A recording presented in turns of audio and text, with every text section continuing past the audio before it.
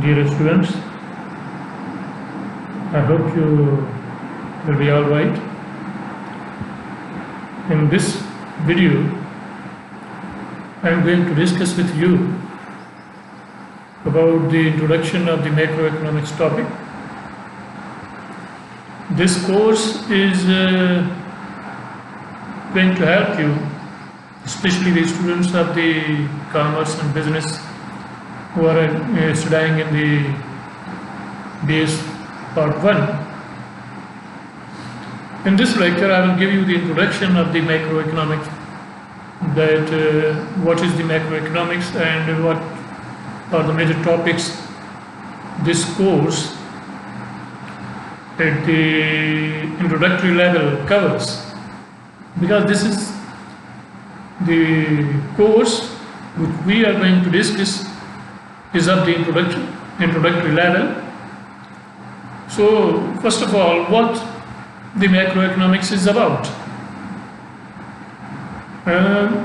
Generally, we are saying that macroeconomics is the study of the structure and performance of national economies and of the policies that government use to try to affect the economic performance.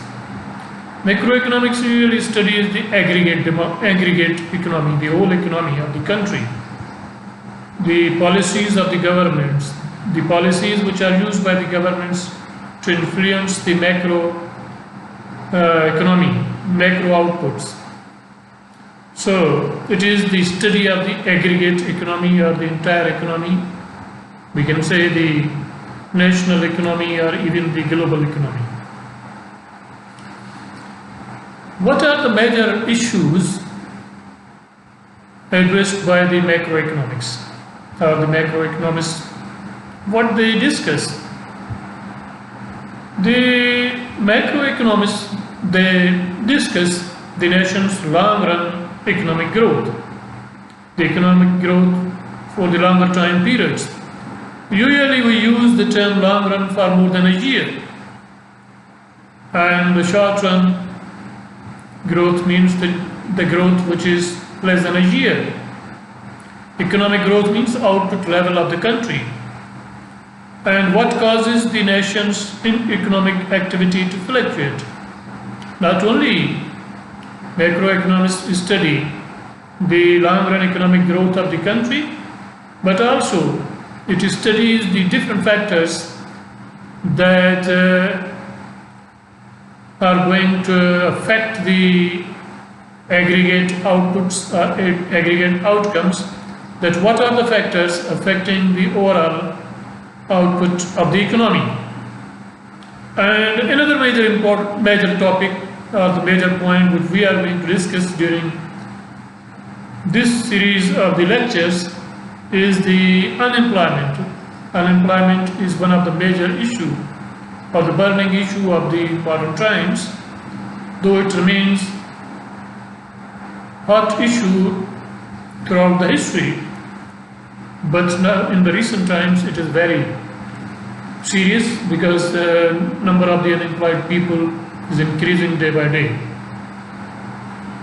And another issue that we are going to discuss are the macroeconomists. They discuss that what caused prices to rise. Even if in today's time periods, the people they are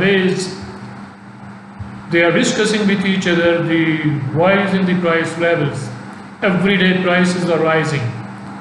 So being a macroeconomist, we call this one the inflation. So we will also discuss during this lecture series that what are the reasons, what are the causes of the prices, why the price level is rising, and how does being a part of a global economic system affects national economy. And also macroeconomics deals or studies that being a part of the global economy, how the global events or the policies or the acts or the activities can affect the individual nations' economies. And the other point that the can government policies be used to improve economic performance. And we also discuss that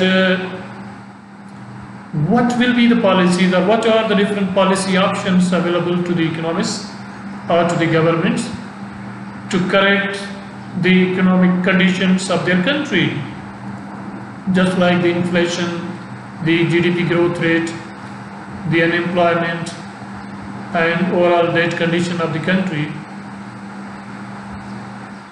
So the long run economic growth, the rich nations have experienced extended period of rapid economic growth. If we check the history, that the history is telling that the rich nations, they are continuously growing. Only when sometimes their economies suffer some sort of the recessions or fall in their output growth, but most of the times their economies are growing day by day. But the poor nations, the countries like Pakistan, the developing countries, they are suffering serious types of the economic growth issues. Their economies are most of the times are declining. Their economies are not growing according to their capabilities, according to their resource availability.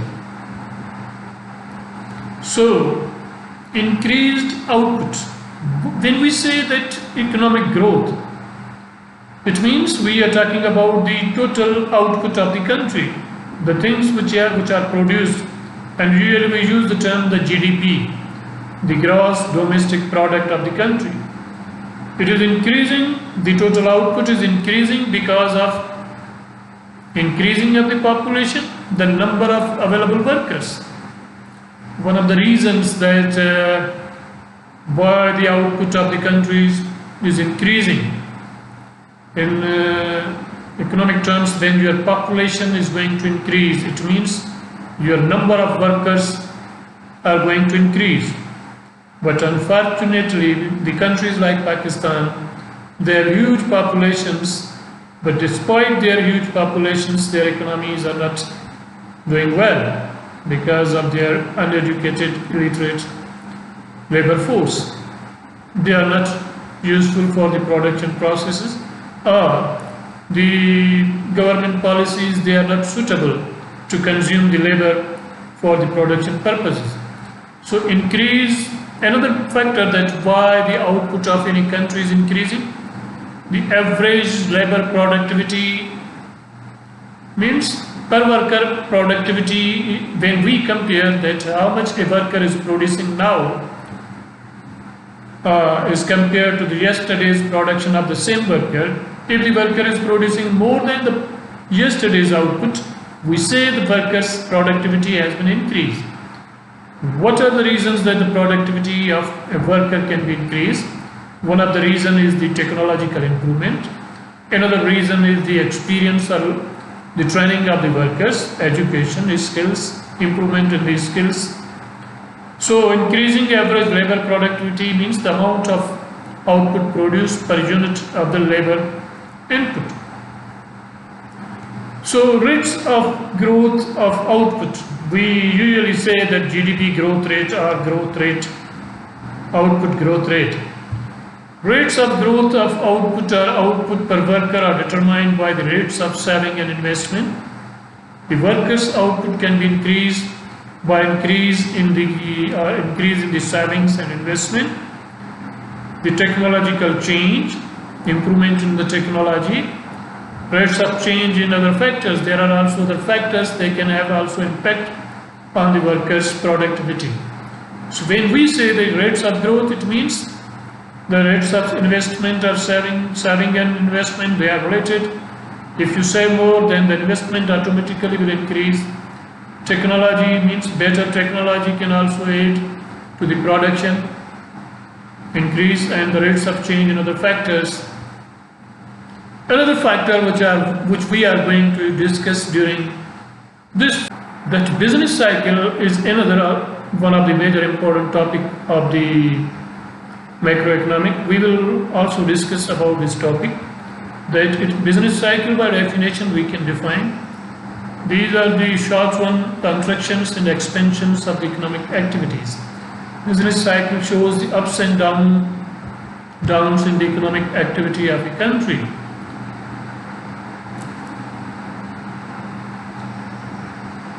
And through the business cycle, one can understand that whether the economy is running through the recessions or through the depressions or through the booms or peaks. And it is simply, we can say that it is the ECG report of an economy. And when we say recession, it is the downward trend of the economy. When the economy is running through the downward trend, if the economic downfall continues for more than 6 months, one can say that economy is running through the recession. So what happens in recession will be discussed in the coming lectures. But for simple understanding, that recession means this is the downward trend of the economy, or when the GDP growth rate is falling. And this is very hard time, for the many people, and whether political concern for the government, because during the recessions unemployment increases, production falls. So another very important point which we are going to discuss during this macroeconomic lectures is the unemployment. Unemployment is very much discussed topic among the people. Everyone understands.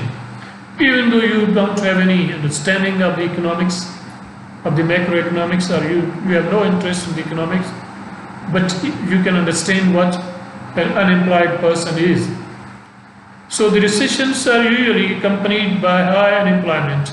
So when we say that during the business cycle fall, when there is a recession, people become unemployed because of the fall in the GDP or because of the fall in the economic growth. So recessions are usually accompanied by high unemployment. The number of people who are available for work and are actively seeking it but cannot find jobs. Means more people are looking for the jobs but very few jobs are available. So to calculate the unemployment rate, we have a very simple formula. Unemployed divided by labor force into 100, it gives you the percentage of the unemployment rate of a country. Another very important topic which we have to discuss in detail in this macroeconomic lecture series is the inflation. Inflation, again I say that like the unemployment, price rise is the common issue people are discussing. Though you are not naming it as inflation, people don't call the price rise in their daily life the inflation. But in economics we say that when general prices rise, there is inflation, that the prices of the most of the things are increasing. And in recent times, in almost all over the world, prices are rapidly increasing. Even in Pakistan, the prices during the year or half, they become very high. They are increasing with a very fast rate. In recent times, since last 2 months, the prices are increasing like a rocket speed. So when more prices of most of the goods and services are rising over time, it is inflation. It is called inflation. When they are falling, it is deflation. When general price level falls, we say it's a deflation. So inflation rate is the percentage increase in the average level of prices. We will discuss this in detail in the separate lectures. What happens when there is inflation? When the inflation rate reaches an extremely high level, the economy tends to function poorly. When prices are increasing very high, then economic performance becomes very poor because of the purchasing power of the people or money becomes very low, which forces people to spend their money as soon as they receive it. So people rush to buy, they want to spend their money quickly because they fear that the money value will be lost within very short time period. And then we will also discuss the international economy during this lecture series. That an economy which has extensive trading and financial relationship with other national economies is an open economy. and economy with no relationship is a closed economy. In the world, we have different types of the economy, but most of the countries now, they are treated as the open economies. Open country is that country which can trade with the rest of the world, others can trade with that country. And closed economy is previously the communist countries, the Soviet Union, and other types of the countries. They don't allow the foreigners to sell, or they are not trading with the other countries. In international trade, the borrowing relationship can transmit business cycle from country to country. Your borrowing means the loaning. When we borrow from other countries, it can also have the effect on the economic growth or the business cycle of the country. Pakistan is a heavily indebted country, almost heavily indebted country. And when we say the international economics, we have to discuss also the exports and imports. So the Pakistani exports are the goods and services produced in that country and consumed abroad. A country which produces the goods within the borders, but these goods are sold to the other countries, the people of other countries, and these are consumed by the other country people. And on the other hand, the imports are the goods and services produced by other countries, but consumed by a country, just like we say that Pakistani imports, when we buy from foreign countries like oil, the medicines, machinery, electronics, these are the major. And this is also one of the major points, and one of the hotly debated in recent times is the trade imbalances. Pakistan is running the trade deficit since long. Trade imbalance means your trade surplus and trade deficit affect output and output and the employment. When you are exporting more and importing less, you have trade surplus, means you are earning more as compared to you are paying. So when you have the trade surplus, it means you are enjoying the foreign earnings, and it has the positive impact on your economy, because to export you need to produce. And trade deficit means when your imports exceed your exports. When you are importing more, like the oil, machinery and electronics, it means you are paying more and receiving less. So imported goods are produced by other countries' people. So it will affect your economy negatively if you are not buying the machinery. Exchange rate is one of the major topic in recent times also. Exchange rate means the trade balance is affected by the exchange rates. In nowadays discussions, you can also be hearing or watching on the television screens that people are talking about the value of the Pakistani rupee. So every day the value of the rupee is falling. So we have to discuss that what is the exchange rate. Exchange rate means it is the amount of money of how many units of your currency required to buy 1 unit of the foreign currency. The rate at which we buy foreign currency is called the exchange rate. Another very important topic we will discuss is the macroeconomic policy. That what are the policies of the country. The national economic performance of any country depends on the natural and human resources, capital stock, technology, economic choices made by the citizens, means the macroeconomic policies. And these macroeconomic policies are the fiscal policy and the monetary policy. Government spending and taxes at different government levels, from the local government to the federal policies of the governments. That if we say that what are the macroeconomic policies, there are demand side and the supply side policies of the government. Economists, they have different options available to affect the overall economic performance of the country. The economy's performance is depending on the availability of the natural resources, availability of the capital stock, availability of the technology, economic choices made by the citizens of the country, and the macroeconomic policies of the government. And these macroeconomic policies include the fiscal policy and the monetary policy. Fiscal policy usually we say is the financial year's policy. It is announced through the budget, in the budget speech of the finance minister in our country.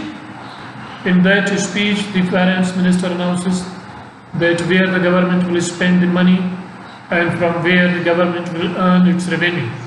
So usually we say the government is spending and taxes. These are the major factors of the fiscal policy. And another policy option available to the policy makers is the monetary policy, the policy which is related with the money supply. Through this policy, government try to affect the overall supply of the money in the economy, and this is run through the central bank or state bank in our country, Pakistan. It can control the short-term interest rates and money supply. So the monetary policy is run through the different options: interest rate, reserve requirements, purchase and sale of the bonds. So when you are using the monetary or fiscal policy, your policies can have the impact on your overall budgets. Budgets can be deficit budgets, budgets can be surplus budgets. If your economy or if your budget or if during the coming 12 months you are going to spend more, your expenditure is more than your revenue sources, then we can say in economic terms we say the budget is in deficit. Means if you are spending 100 billions and your revenue is 90 billion, so you are 10 billion short, and that money can be arranged through the borrowings.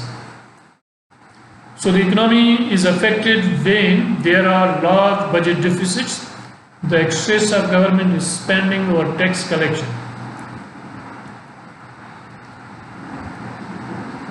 So these are the major topics which we are going to be discussing. Review that in the macroeconomic lecture series we